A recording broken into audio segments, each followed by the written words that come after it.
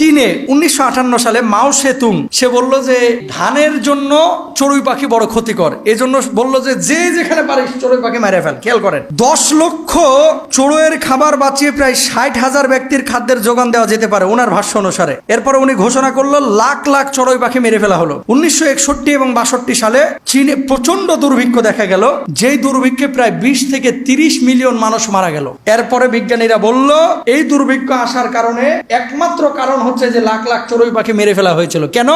এই লাখ লাখ চড়ুই পাখি মেরে ফেলার কারণে চড়ুই পাখি যে পোকাগুলো খাইতো, যেগুলো ধানের জন্য অপকারী মানে ক্ষতিকর, এই পোকাগুলো বেড়ে গেছে, ফসল উৎপাদন হয়নি, এই জন্য কি হয়েছে? দুর্ভিক্ষ এসেছে। এরপর আল্লাহ সুবহানাহু ওয়া তাআলা তাদেরকে আবার রক্ষা করেছিলেন। তো যাই হোক, 20 থেকে 30 মিলিয়ন মানুষ কিন্তু মারা গিয়েছিল। চড়ুই পাখি এটা খাওয়ার জন্য আল্লাহ দেয় নাই, চড়ুই পাখি আল্লাহ সুবহানাহু ওয়া তাআলা পরিবেশের ভারসাম্য রক্ষার জন্য দিয়েছে।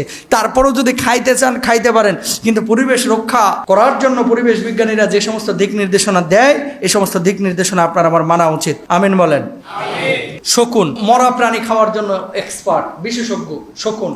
এরকম বিশেষজ্ঞ অন্য কোনো প্রাণী নাই। বনে জঙ্গলে সিংহ হরিণ শিকার করছে, হাড্ডিকে আপনার আমার মতো মুরগির রানের হাড্ডির মতো চাবায় খায় মনে করতেছে? প্রথমে রক্ত খায়, গোশতগুলো কাইটে খাইয়া তারপরে ওই যেরকম আছে এরকম ফেলায় দিয়ে চলে যায়, বুঝছেন? তো এই যে ফেলায় দিয়ে চলে গেল, হরিণ তো আর একটা না। হাতি মরে না? চট্টগ্রামের বনে হাতি মরে কি মরে না? আরে লাউয়া ছাড়া বন যে ওই যে মৌলভীবাজারে ভাই, সাপ এক একটা, ওই যে অ্যানাকোন্ডা, তারপরে অজগর, এই গাছের মতো মোটা মোটা, এই সাপ কি মনে করতেছেন মরে না?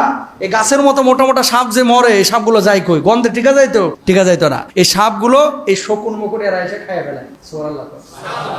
পরিবেশের ভারসাম্য এইভাবে আল্লাহ তাআলা রক্ষা করছেন। এরপর হচ্ছে বল্লা। এমন কিছু পোকামাকড় আছে যেগুলো ডিম পাড়ে, এই ডিম পাড়ার পরে এই পোকামাকড়গুলো আবার মানুষের ক্ষতি করতে পারে, ফসলের ক্ষতি করতে পারে। তো বল্লা কি করে? ও ডিমটার উপরে হামলা করে, মানে ডিমই খেয়ে ফেলায়। আল্লাহু আকবার বলেন। মৌমাছি মধুর জন্য উপকারী, মৌমাছির ব্যাপার আল্লাহ তাআলা পবিত্র কোরআনুল কারীমে আয়াত নাযিল করেছেন। সূরার মধ্যে বিভিন্ন কথা আল্লাহ সুবহানাহু ওয়া তাআলা বলেছেন, এখান থেকে মধু হয়। কোরআনুল কারীমে আল্লাহ বলেছেন এর মধ্যে আছে শিফা, মধু যদি কেউ গ্রহণ করে খায় এটা তার সুস্থতার জন্য যথেষ্ট। তো মৌমাছি নিয়ে নতুন করে আলোচনার কিছু নাই।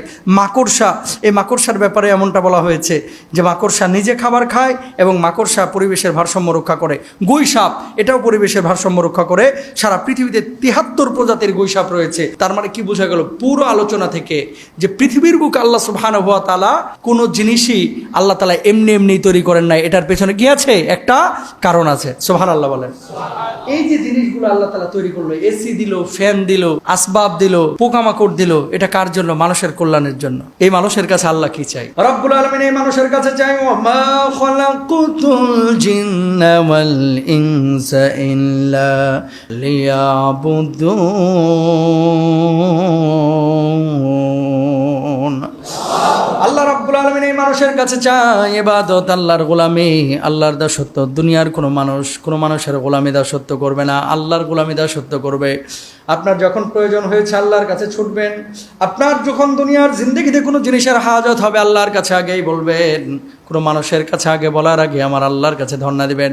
মনে রাখবেন, আসমান থেকে যদি ফাইসালা না হয়, দুনিয়ার জিন্দেগিতে সারা পৃথিবীর মানুষ মিলেও সেই ফাইসালা বাস্তবায়ন করতে পারবে না। আবার যদি আসমানে ফাইসালা হয়ে যায়, সারা দুনিয়ার সব মানুষ মিলে সেটাকে রদ করতে পারবে না।